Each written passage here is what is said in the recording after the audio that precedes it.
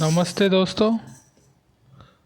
आज हम भूगोल विषय के बीए पाठ द्वितीय में पेपर सेकंड राजस्थान का भूगोल में सेकंड लेक्चर देंगे और टॉपिक हमारा है राजस्थान के भौतिक स्वरूप।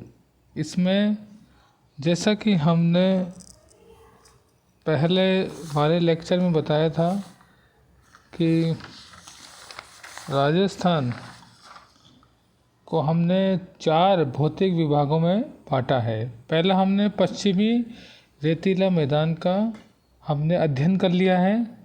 अब हम आज अरावली श्रेणी और पहाड़ी प्रदेश का अध्ययन करेंगे।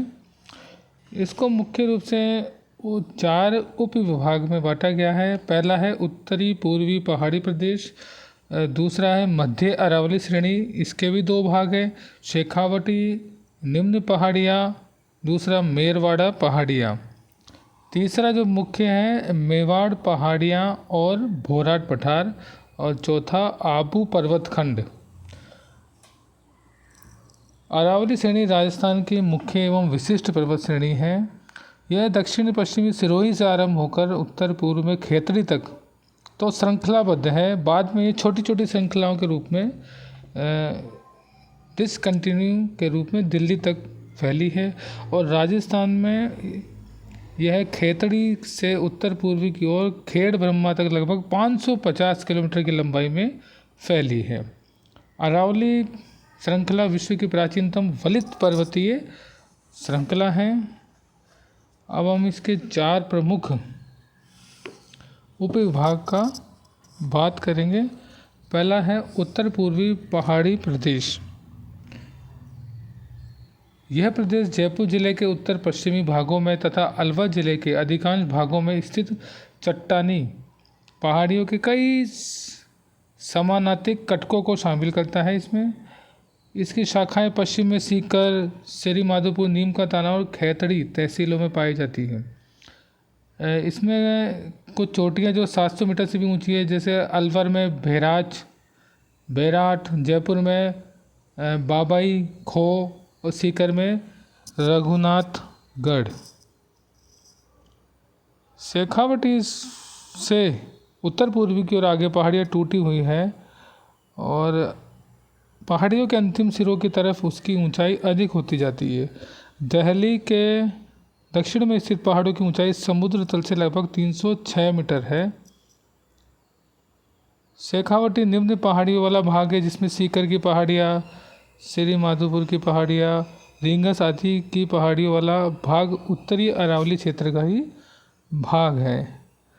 अन्य छोटी छोटी पहाड़ियाँ इस भाग में कई नामों से जानी जाती है, जैसे पुराना घाट, नाहरगढ़, शाकंबरी, माता पहाड़ी, आडा डूंगर, खाटू पहाड़ी, राहुड़ी, तोरावटी इत्यादि। द्वितीय भाग है मध्य अरावली श्रेणी। इस प्रदेश के अंतर्गत अजमेर, जयपुर जिले तथा टोंक जिलों के दक्षिण पश्चिम में स्थित अरावली श्रेणी की पहाड़ियाँ शामिल हैं। इसको फिर 2 भागों में बांटा गया है। पहला है शेखावटी निम्न पहाड़ियाँ। यह है आंतरिक प्रवाह क्षेत्र, सांभर झील से प्रारंभ होने वाली सबसे लंबी श्रेणी झुंझुनू जिले में सिहना तक जाती है और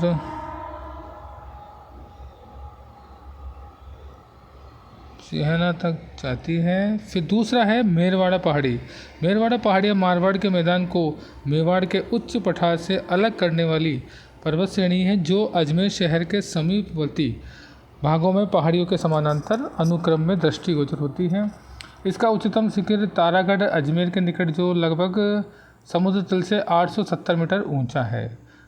तीसरा जो मुख्य भाग है मेवाड़ पहाड़ियाँ और भोराट पठार। ये प्रदेश पूर्वी सिरोही उदयपुर के पूर्व में एक सकड़ी पट्टी को छोड़कर लगभग संपूर्ण उदयपुर डूंगरपुर जिलों में फैला है। यहाँ पे कुंभलगढ़ और गोकुंदा के बीच एक पठार के रूप में स्थित है। ये क्षेत्र जो स्थानीय भाषा में भोराट पठार के नाम से जाना जाता है। जरगा पर्वत में उच्चतम चोटी 1223 मीटर ऊंची पाई जाती है। पूर्वी सिरोही में सुदूर पश्चिम में स्थित कटक हालांकि अधिक ऊंची नहीं है, लेकिन तीव्र ढाल वाली तथा उबड़ खाबड़ है, जो स्थानीय भाषा में भांकर के नाम से जानी जाती है। जयसमंद से पूर्व में लासडिया का विच्छेदित व कटा फटा पठारे, बोराट पठार से पूर्व से की और दक्षिणी सिरे का पर्वत स्कंद महत्वपूर्ण है क्योंकि ये अरब सागर और बंगाली खाड़ी के जल प्रवाह के बीच एक जल विभाजक का कार्य करता है। कुछ पहाड़ी स्कंद तस्करी नुमा आकृति वाले उदयपुर बेसिन को घेरे हुए हैं जिन्हें स्थानीय भाषा में गिरवा कहते हैं। गिरवा से तात्पर्य पहाड़ियों की श्रृंखला।